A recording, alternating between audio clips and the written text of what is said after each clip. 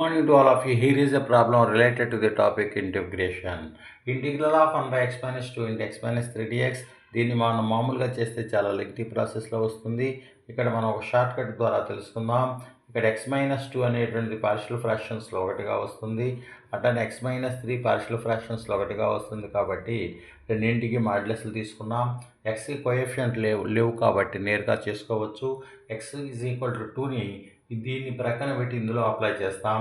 అప్పుడు దాన్ని 2 మైనస్ 3 ఇక్కడ x ఈజ్ ఈక్వల్ టు 3ని దీన్ని ప్రక్కన పెట్టి ఇందులో రాస్తే 1/3 minus 2 1/-1 log modulus of x minus 2 plus 1/1 log modulus of x minus 3 plus constant of integration c.